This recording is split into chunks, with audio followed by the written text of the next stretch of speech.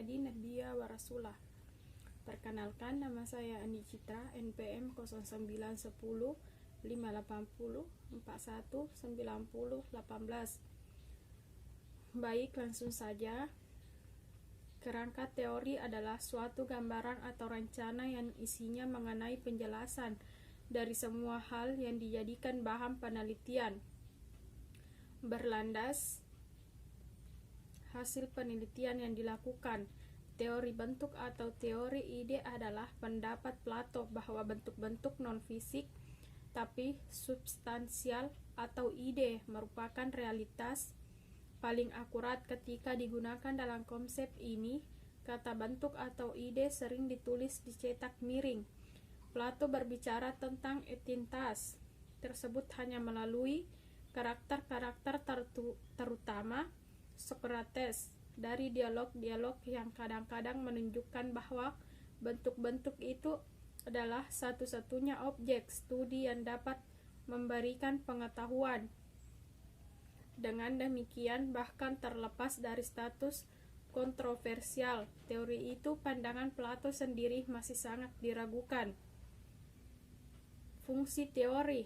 Fungsi pertama, teori sebagai alat pada umumnya digunakan oleh peneliti dalam melengkapi dan menyediakan keterangan terhadap suatu fenomena khusus. Fungsi kedua, teori sebagai tujuan teori yang menghasilkan petunjuk dan kisi-kisi kerja yang harus diperhatikan oleh para peneliti. Proses pembentukan suatu teori atau bagaimana proses berteori berlangsung melalui beberapa langkah, yaitu 1.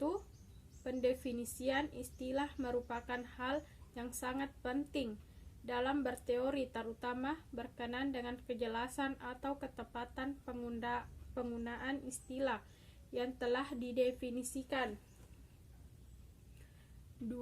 Klasifikasi, yaitu pengelompokan informasi-informasi yang relevan dengan kategori-kategori yang sejenis.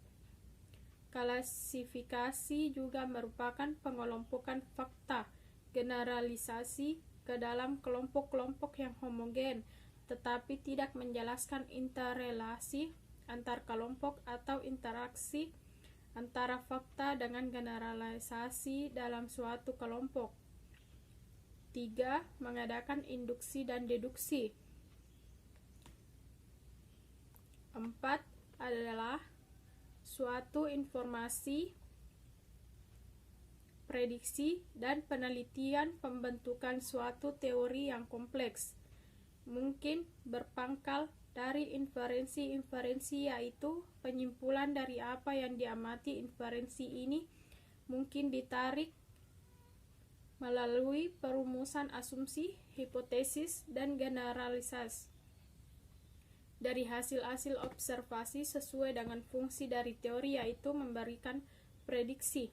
Teori juga berkembang melalui prediksi dan juga penelitian.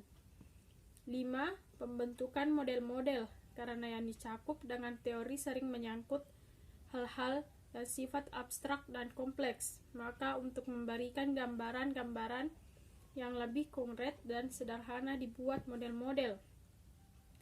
6. Pembentukan subteori. Suatu teori yang telah mapan dan komprehensif mendorong untuk terbentuknya sub-sub teori. Subteori ini cenderung memperluas lingkup dari suatu teori dan juga memberikan penyempurnaan